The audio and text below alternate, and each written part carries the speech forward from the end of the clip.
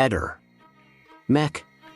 Pallister. GoPro, i fatti senza nebbia. I video non risultano manipolati. La scheda fu formattata dopo l'esportazione e l'assenza di 3 clip era nota fin dal primo giorno.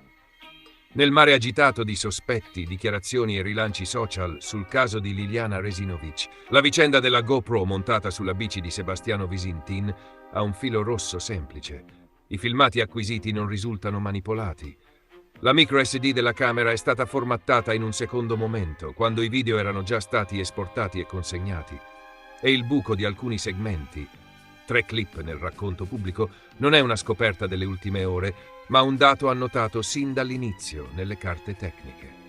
La mattina del 14 dicembre 2021, la GoPro registra una sequenza di 12 filmati lungo l'itinerario in bicicletta di Visintin, nella finestra temporale che va dalle 12:16 alle 13:33.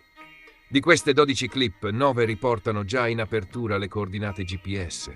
Incrociate con le immagini, raccontano un percorso che combacia con la ricostruzione investigativa formalizzata nei mesi successivi. È il cuore della relazione della Polizia Postale depositata il 9 febbraio 2024.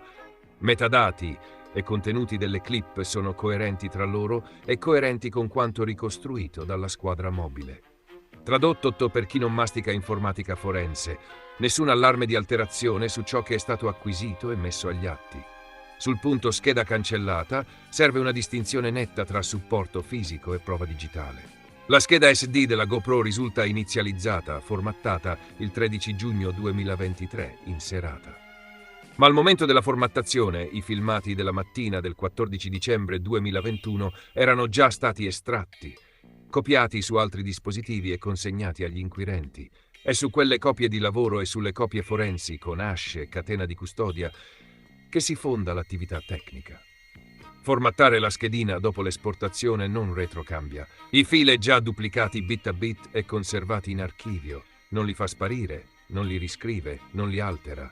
È come ripulire una chiavetta dopo averne già depositato l'immagine integrale in cassaforte. Resta la voce più citata nelle discussioni, i video mancanti. Anche qui i fatti sono meno romanzeschi del chiacchiericcio. Fin dalle prime acquisizioni si verbalizza che il lotto è composto da 12 clip e che alcuni segmenti non risultano presenti sul supporto fisico. La cifra di 3 clip assenti circola da subito tra chi ha letto le carte tecniche. Non è un colpo di scena dell'ultima settimana, né la rivelazione di un segreto custodito per anni.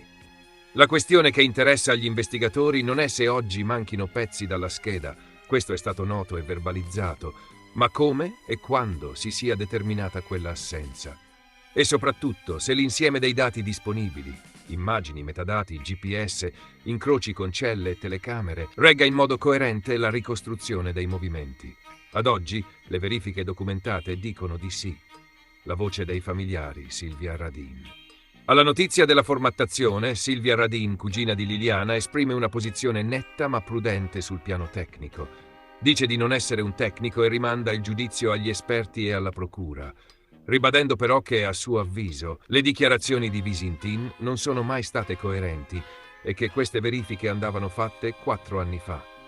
Aggiunge che ciò che è stato distrutto potrebbe essere stato cancellato per evitare che la verità emergesse e che le novità ridanno speranza alla famiglia, perché finalmente siamo stati ascoltati e non più bollati come esagerati.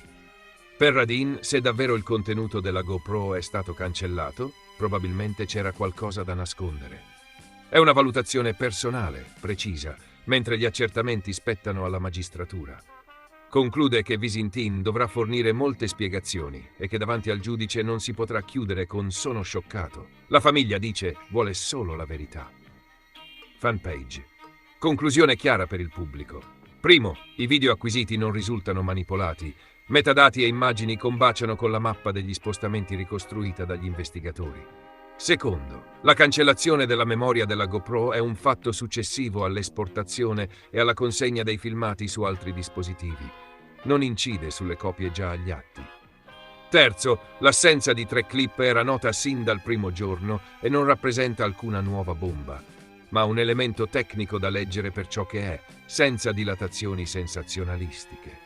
Il resto appartiene al lavoro giudiziario, l'approfondimento di laboratorio sui reperti, l'analisi dei tracciati, l'ascolto delle persone informate. Ma sulla GoPro, oggetto di 1000 titoli e altrettanti equivoci, i punti fermi ci sono, e sono 3. I file in mano agli inquirenti raccontano ciò che vediamo nei fotogrammi e ciò che i metadati riportano.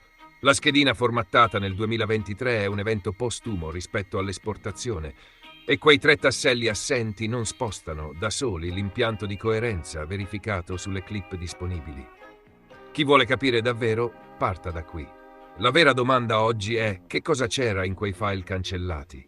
Ehi, non dimenticare di iscriverti a questo canale.